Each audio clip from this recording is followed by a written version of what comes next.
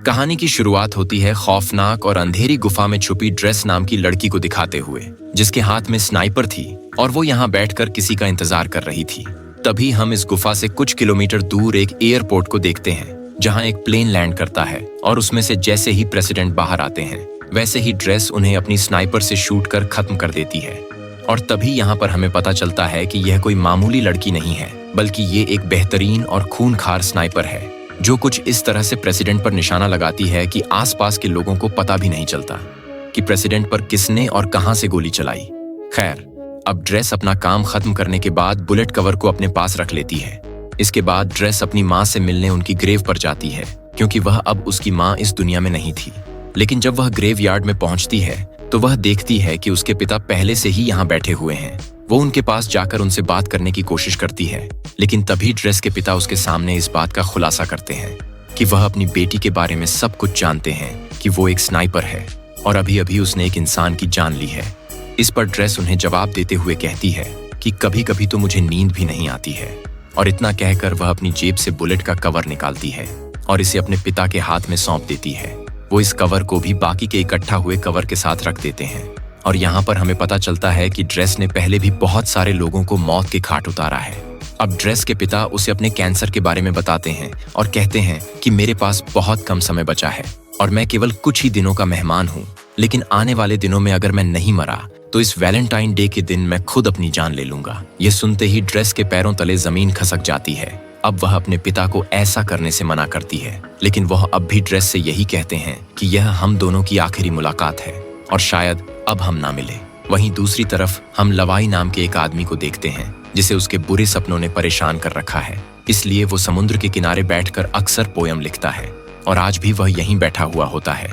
तभी लिवाई के पास अचानक एक मैसेज आता है, जिसमें उसे एक एड्रेस पर आने के लिए कहा जाता है। लिवाई मैसेज पढ़ते ही तुरंत अपनी गाड़ी यहाँ से लेकर निकल जाता है और उस एड्रेस पर पहुंच जाता है। तो यहाँ उसकी मुलाकात एक लेडी से होती है। वो जैसे ही घर के अंदर एंटर करता है, जिसका नाम होता है बार्थोमू, और इन दोनों की बातों से हमें पता चलता है कि लिवाई पहले मिलिट्री में एक स्नाइपर हुआ करता था, लेकिन अब उसने इस काम से रिटायरमेंट ले ली है और अपना ज्यादातर समय घर पर ही बिताता है। यहाँ बार्थो लिवाई से बात करती है और उसे एक नया मिशन सौंपते हुए कहती है कि मैं तुम्हें किसी दूसरी जगह भेजना चाहती हूँ, क्योंकि तुम एक बहुत अच्छे स्नाइपर हो, इसलिए ये काम सिर्फ तुम ही कर सकते हो। साथ ही वह लिवाई से यह भी पूछती है कि क्या तुम्हारी फैमिली में कोई ऐसा है जो तुम्हारे जाने के बाद तुम्हें मिस करें, क्योंकि हो सकता है कि तुम वहां जाने के बाद उन्हें कभी ना मिल पाओ। ये सुनकर लिवाई थोड़ा सोच में पड़ जाता है और बार्थो से कहता है कि मेरी फैमिली में ऐसा कोई नहीं है और मैं अकेला रहता हूँ। इसके बाद बार्थो से मिशन की सारी जानकारी बाद में देने का कहती है। इसके बाद लिवाई को बेहोश कर दिया जाता है और जब उसकी आंख खुलती है तो वह अपने आप को एक प्लेन में पाता है। लेकिन लिवाई को अब तक यह नहीं पता था कि उसे मिशन के लिए कौन से देश ले जाया जा रहा है। इसलिए वह प्लेन में मौजूद स्टाफ से जब यह बात पूछने की कोशिश करता है, तब सभी उसकी बात को इग्नोर कर देते हैं। पर एक पायलट आकर लिवाई को बताती है कि तुम्हारी डेस्टिनेशन आ चुकी है और अब वह उसे यही लैंड कराने वाले हैं। साथ ही वो लिवाई से यह भी कहती है कि तुम्हें अपनी मंजिल तक पहुंचने के लिए यहाँ से कम 32 किलोमीटर पैदल चलकर जाना होगा। तभी तुम उस जगह पर पहुंच पाओगे जहां से तुम्हें इस मिशन को अंजाम देना है। इतना कहने के बाद वो लिवाई को एक पैराशूट देती है, जिसे पहनकर वह प्लेन से नीचे बर्फ पर कूद जाता है और फिर धीरे धीरे आगे बढ़ने लगता है। लिवाई को पैदल चलते चलते अब 2 दिन बीत जाते हैं और 2 दिन बाद आखिरकार वह अपनी मंजिल तक पहुंच ही जाता है, जहां सबसे पहले उसकी मुलाकात जीडी नाम के एक आदमी से होती है, जो उसे एक वॉच टावर की तरफ ले जाता है और उसे बताता है कि अगले 1 साल तक तुम यहीं पर काम करोगे। मैंने भी यहाँ पर 1 साल तक काम किया है, लेकिन अब मेरा टाइम पूरा हो चुका है, इसलिए अब तुम्हें यह काम सौंपा गया है। हालांकि लिवाई को अभी समझ नहीं आ रहा था कि आखिर उसे क्या काम करना है। यही सवाल जब वह जेडी से पूछता है, तब वह उसे बताता है कि यहाँ एक बहुत ही गहरी खाई है, जिसे जॉर्ज नाम दिया गया है। बस लिवाई को इसी की पहरेदारी करनी है और कुछ भी नहीं करना है। इसके बाद वह लिवाई को यहाँ के रूल्स बताते हुए कहता है कि वह महीने में सिर्फ एक बार ही इन लोगों से कांटेक्ट कर सकता है और उसके टावर का नाम वेस्ट टावर है, जबकि दूसरी तरफ एक ईस्टर्न टावर भी मौजूद है। लेकिन वहाँ के लोगों से लिवाई को किसी भी तरह की कोई बातचीत नहीं करनी है, क्योंकि उसका काम सिर्फ अपने मिशन पर ध्यान देना है और ईस्टर्न टावर वाले भी केवल अपने मिशन पर ही फोकस रखते हैं। साथ ही वह लिवाई को यह भी बताता है कि वह 1 साल तक किसी से भी कांटेक्ट नहीं कर सकता है और यहाँ एक ऑटोमेटिक गन भी है, जिसे हर रोज लिवाई को रीलोड करना होगा। अगर उनमें गोलियां नहीं हैं तो इसके अलावा नीचे बहुत सारी माइंस भी हैं। अगर उनमें किसी तरह का कोई विस्फोट होता है तो लिवाई को उन्हें भी देखना होगा। हालांकि लिवाई को अब तक समझ नहीं आ रहा था कि आखिर उसका मिशन है क्या, इसलिए वह जेडी से पूछता है कि क्या मेरा काम यहाँ पर आने वाले लोगों को जॉर्ज के करीब जाने से रोकना है। इस पर जेडी कहता है नहीं, जो चीज जॉर्ज के अंदर है उसे ऊपर आने से रोकना है। फिर वह एक छोटा सा बम उठाता है और उसे खाई यानी जॉर्ज के अंदर फेंक देता है। जैसे ही धमाका होता है, अचानक खाई से एक बहुत ही डरावनी और अजीब सी आवाज सुनाई देती है जो किसी मनस्टर की तरह लग रही थी। और यहाँ पर हमें इस खाई की असलियत का पता चलता है कि इसके अंदर कोई छोटी मोटी या मामूली चीज नहीं है, बल्कि कुछ बेहद ही खौफनाक छुपा हुआ है। इसके बाद जेडी लिवाई से कहता है कि जो चीजें जॉर्ज के अंदर छुपी हुई हैं, उन्हें लॉइन कहा जाता है और तुम्हें उन्हें ऊपर आने से किसी भी हाल में रोकना होगा। और ऐसा कहा जाता है कि साल 1940 में सेना की 3 बटालियन इन्हीं लॉइन को रोकने के लिए नीचे गई थी, लेकिन वह भी कभी वापस नहीं आई। साथ ही वह लिवाई को एक स्ट्रे डॉग अलार्म के बारे में बताता है। जिस दिन वह अलार्म बजना शुरू हो जाए, उस दिन तुम बिना कुछ सोचे समझे बस यहाँ से अपनी जान बचाकर भाग जाना। हालांकि मुझे भी नहीं पता कि ऐसा क्यों बोला गया है, लेकिन मुझे जो पता है बस वह मैं तुम्हें बता रहा हूँ। इतने में इन दोनों की नजर सामने वाले टावर पर पड़ती है, जहाँ आप किसी नए अफसर को पॉइंट किया गया था, क्योंकि पुराने अफसर को 1 साल पूरा हो चुका था। अब जेडी लिवाई को खाने पीने के बारे में बताते हुए कहता है कि उसका 1 साल के खाने का इंतजाम यहाँ कर दिया गया है, बाकी अगर वह चाहे तो शिकार भी कर सकता है। वहीं जेडी लिवाई के सामने इस बात का भी खुलासा करता है कि यह जगह 75 सालों से सीक्रेट रही है और किसी को भी इसके बारे में कुछ नहीं पता है और हमें भी आने वाले टाइम में इस जगह को सीक्रेट ही रखना है। इतना कहने के बाद जेडी यहाँ से निकलकर बाहर आ जाता है और सिग्नल देने के लिए जैसे ही स्मोक करता है, तब एक हेलीकॉप्टर उसे लेने के लिए आ जाता है और जेडी इसमें चढ़ जाता है। लेकिन हेलीकॉप्टर में मौजूद अफसर पहले उससे उसकी आइडेंटिटी पूछता है और फिर उसे शूट कर मार देता है, जिससे हमें पता चलता है कि यह जगह इतनी सीक्रेट है कि यहाँ से किसी को भी बाहर जाने नहीं दिया जाता है। इधर हम लिवाई को देखते हैं जो बिल्कुल वैसे ही करता है जैसा उसे बताया गया था। वो ऑटोमेटिक गन के अंदर गोलियां डालता है और आसपास का जायजा लेने लग जाता है। जब पूरा 1 महीना गुजर जाता है, तब वह यहाँ से किसी को कांटेक्ट करने की कोशिश करता है और उन्हें बताता है कि मेरा किसी भी दुश्मन से कोई आमना सामना नहीं हुआ है। इतना कहकर वह कॉल कट कर देता है, क्योंकि उसे बस इतनी ही बातें करने की इजाजत दी गई थी और यह मैसेज उसे हर महीने में केवल 1 बार ही भेजना है। इसके बाद वह अलमारी में रखी किताबें पढ़ने लगता है कि तभी उसकी नजर दीवार पर लिखे हुए कुछ मैसेज पर पड़ती है, जो यहाँ रहने वाले इंसानों ने अपने अपने एक्सपीरियंस के हिसाब से लिखे थे। इन्हें पढ़ने के बाद लिवाई बाहर आ जाता है और एक टेलीस्कोप की मदद से दूसरे टावर को देखने की कोशिश करता, जहाँ उसे एक लड़की बैठी हुई दिखाई देती है, जो कि कोई और नहीं बल्कि ड्रेस ही थी।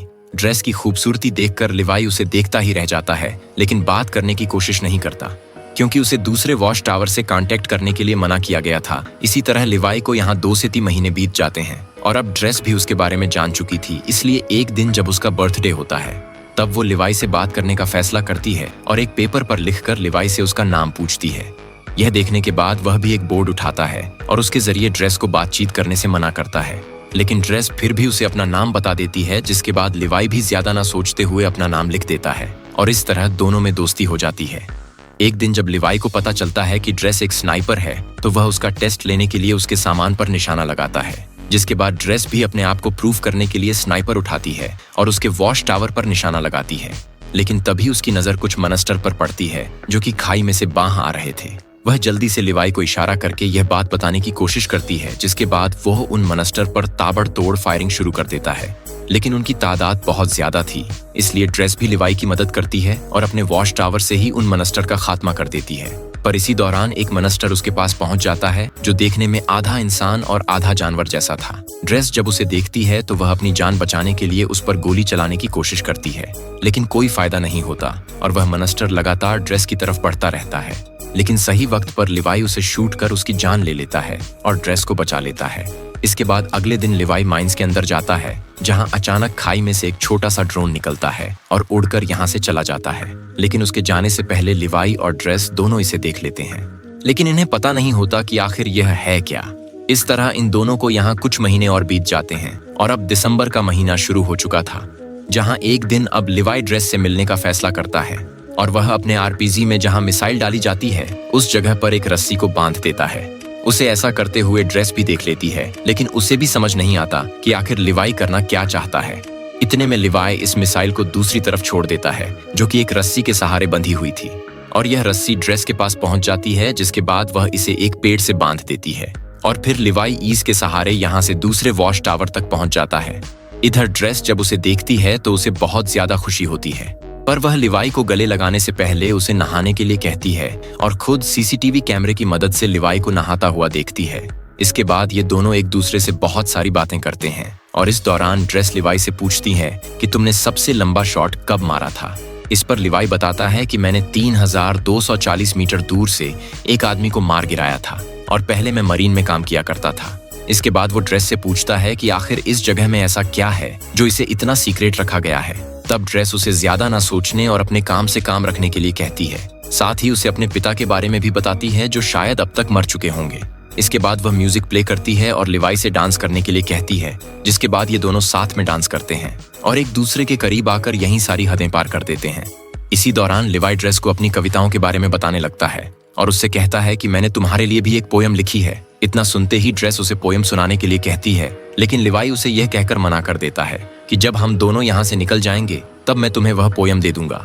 अब सुबह होते ही लिवाई यहाँ से जाने का फैसला करता है, लेकिन जैसे ही वह बीच रास्ते में पहुंचता है तो देखता है मॉन्स्टर्स उसके वॉच टावर पर चढ़ रहे हैं। पर टावर पर लगी माइन से जब वो टकराते हैं तो एक बहुत बड़ा धमाका होता है, जिसमें लिवाई की रस्सी जल जाती है और वह इस खाई में गिर जाता है। इधर ड्रेस भी यह सब देख रही होती है, इसलिए वह लिवाई को बचाने के लिए जल्दी से एक पैराशूट लेती है और बिना कुछ सोचे समझे खाई में कूद जाती है। जिसके बाद हम ड्रेस को एक नदी में बहते हुए देखते हैं जो कि इसी खाई के अंदर मौजूद थे। वह किसी तरह अपने आप को बचाकर किनारे तक ले आती है। वहीं हम लिवाई को एक पेड़ से लटका हुआ देखते हैं, जहां अचानक एक बड़ा सा केकड़ा आकर उस पर हमला कर देता है, जिस वजह से लिवाई पेड़ की जड़ें पूरी तरह से जकड़ लेती हैं।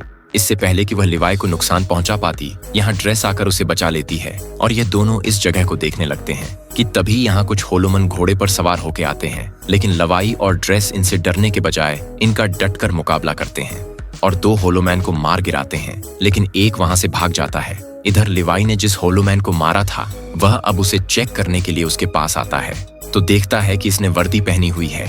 वर्दी को देखते ही लिवाई को जेडी की बताई हुई बात याद आ जाती है कि आज से सालों पहले 3 बटालियन सेना इस खाई के अंदर गिर गई थी जो कभी वापस नहीं आई। लेकिन ये अब तक जिंदा कैसे है, यही सवाल लिवाई को सोचने पर मजबूर कर देता है। खैर, अब ये दोनों आगे बढ़ते हैं और एक सी जगह पर पहुंच जाते हैं जहां इंसानों के अंदर से पेड़ बाहर निकल रहे थे। इन्हें देखकर ऐसा लगता है जैसे यहाँ किसी वायरस ने अपना आतंक फैलाया हो। अभी लिवाई और ड्रेस इस खौफनाक मंजर को देख ही रहे थे कि इतने में ही कुछ हॉलोमैन इनकी तरफ आने लगते हैं, जिनसे बचने के लिए ये दोनों एक चर्च में पहुंच जाते हैं। लेकिन चर्च का नजारा बेहद ही डरावना था, क्योंकि यहाँ कई लोगों की डेड बॉडी पड़ी हुई थी जिन्होंने वायरस के कहर से बचने के लिए खुद ही अपनी जान ले ली थी।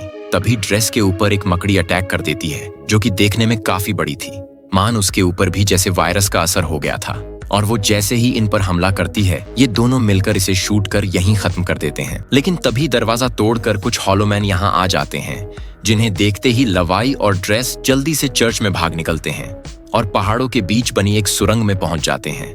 और दरवाजे को आगे बंद करके जब इस सुरंग को अंदर से देखते हैं तो इन्हें एक तरह की लैब दिखाई देती है जहां पहले कभी एक्सपेरिमेंट किए गए थे।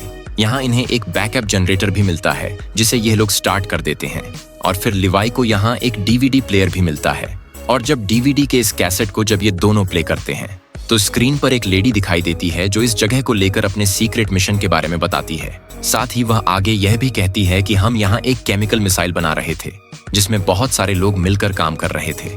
लेकिन एक दिन जब इस जगह पर भूकंप आया तो भूकंप की वजह से जो मिसाइल हमने तैयार की थी वह लीक होनी शुरू हो गई और इस तरह यह केमिकल आसपास फैल गया, जिसकी वजह से कई लोग इफेक्टेड हो गए और मैं भी इन्फेक्टेड हूँ। हालांकि उन्होंने यह बात मिलिट्री को भी बताई थी और कहा था कि इस जगह के ऊपर बमबारी करके इसे डिस्ट्रॉय कर दिया जाए ताकि ये केमिकल बाहर कहीं न फैल सके। लेकिन मिलिट्री ने इनकी बात पर गौर नहीं किया। इस लेडी की बातें सुनने के बाद अब लिवाई और ड्रेस को सब कुछ समझ में आ जाता है, इसीलिए यह सुरंग को और करीब से जानने की कोशिश करते हैं। और तब इन्हें यहाँ एक नए जमाने का कंप्यूटर मिलता है जो कि काफी अजीब बात थी। इसलिए यह इस कंप्यूटर को ऑन करने का फैसला करते हैं और इसमें मौजूद इंफॉर्मेशन को देखकर एकदम हैरान रह जाते हैं, क्योंकि इसमें इन्हें एक डार्क लैब नाम की कंपनी के बारे में पता चलता है जो कि पैरामिलिट्री बनाने का काम करती है। वो यहाँ से प्रभावित लोगों के सैंपल ले जाती है और उनसे अपने सोल्जर को सुपर सोल्जर बनाने का काम करती है। इसलिए कोई भी देश इस जगह को पूरी तरह से मिटाना नहीं चाहता है।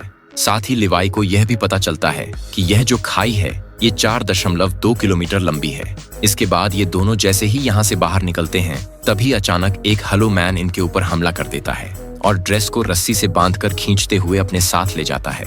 हालांकि वह रस्सी को काटने की कोशिश करती है लेकिन कोई फायदा नहीं होता। इधर लिवाई भी उसे ढूंढने के लिए इधर उधर भटकता रहता है और एक ऐसी जगह पर पहुंचता है जहां एक बहुत बड़ी मिसाइल मौजूद थी। वहीं हम ड्रेस को एक पेड़ से लटका हुआ देखते हैं और वह हॉलो मैन भी उसके सामने ही खड़ा होता है, जिससे ड्रेस उसे खोलने के लिए कहती है। लेकिन वह जब उसकी बात नहीं सुनता तो वह खुद ही किसी तरह अपने हाथों को खोलकर उस पर अटैक कर देती है। काफी देर तक इन दोनों में लड़ाई जारी रहती है। इतने में ही यहाँ लिवाई भी आ जाता है और होलोमन को शूट कर ड्रेस को बचा लेता है। लेकिन जब वह वर्दी पर उसका नाम देखता है तब उसे पता चलता है कि वॉच टावर पर पहरेदारी देने वाला यह पहला इंसान था जो बाद में इफेक्टेड हो गया। इसीलिए ये दोनों अब यहाँ से निकलने का फैसला करते हैं और यहाँ खड़ी एक कार के अंदर नई बैटरी डालकर उसे एक रस्सी से बांध देते हैं। जैसे ही कार ऊपर की तरफ जाने लगती है तब अचानक यहाँ बहुत सारे होलोमन आ जाते हैं और इन पर हमला कर देते हैं। पर ये दोनों अपनी स्नाइपर से इनमें से कई होलोमैन को मौत के घाट उतार देते हैं। लेकिन एक वक्त पर आकर जब इनकी गोलियां खत्म हो जाती हैं तो यह इनमें आग लगा देते हैं और एक पहाड़ी पर पहुंचकर इस कार को भी नीचे धकेल देते हैं और फिर यह किसी तरह ईस्टर्न टावर तक पहुंच जाते हैं। लेकिन इन्हें इस बात का डर होता है कि इनमें से कोई इफेक्टेड ना हो गया हो। इसलिए लिवाई अगले दिन रस्सी की मदद से अपने वॉच टावर पर पहुंच जाता है, जहां बार्थो से कांटेक्ट कर पूछती है कि क्या तुम जॉर्ज के अंदर गए थे। इस पर लिवाई मना कर देता है। यह सुनकर बार्थो से कहती है कि हो सकता है कि दूसरे टावर का कोई अफसर जॉर्ज में गया हो, क्योंकि किसी ने हमारे कंप्यूटर को स्टार्ट किया है, इसलिए अब तुम्हें उसे मारना होगा। हालांकि बार्थो ने पहले ही सीसीटीवी फुटेज में देख लिया था कि यह दोनों जॉर्ज में गए थे, लेकिन वह लिवाई के सामने इस बात का इजहार नहीं करती है, बल्कि खुद ही अगले दिन यहाँ आ जाती है। लेकिन इसके हेलीकॉप्टर को लिवाई और ड्रेस दोनों देख लेते हैं और इन्हें पता चल जाता है कि यह इन्हें मारने के लिए यहाँ पे आई है, इसलिए यह जल्दी से जंगल की तरफ भाग जाते हैं। लिवाई को पता था कि 4.2 किलोमीटर को पार करने के बाद यह खाई आपस में मिल जाती है और फिर वह ड्रेस से मिल सकता है, इसीलिए यह वॉच टावर के एंटी पर हमला करता है और यहाँ अलार्म बजना शुरू हो जाता है, यानी कि यहाँ अगले 2 मिनट में स्ट्रे डॉग मोड ऑन हो जाएगा और यह जगह अपने आप डिस्ट्रॉय हो जाएगी। अब बार्थो भी यह बात अच्छी तरह से जानती थी, इसलिए वह हेलीकॉप्टर लेकर यहाँ से भागने लगती है। इधर ड्रेस और लिवाई हैं, जिसके बाद 2 मिनट पूरे होते ही जॉर्ज के अंदर जो मिसाइल रखी हुई थी वो ब्लास्ट हो जाती है और इस ब्लास्ट की वजह से सभी होलोमन मारे जाते हैं। वहीं बार्थो का हेलीकॉप्टर भी इस धमाके की चपेट में आ जाता है, जिस वजह से वो भी मारी जाती है। इधर लिवाई भी पानी में गिर जाता है, लेकिन ड्रेस इन सब में बच जाती है और एक जगह बैठकर उसका इंतजार करने लगती है। काफी दिन बीत जाते हैं, लेकिन लिवाई का कोई अता पता नहीं चलता, इसलिए वह उसकी लिखी हुई पोयम खोलकर पढ़ती है और फिर अपनी नई जिंदगी की शुरुआत करती है और एक रेस्टोरेंट में काम करने लगती है। लेकिन तभी अचानक एक दिन वहां लिवाई आ जाता है, जिसे देख ड्रेस खुश होती है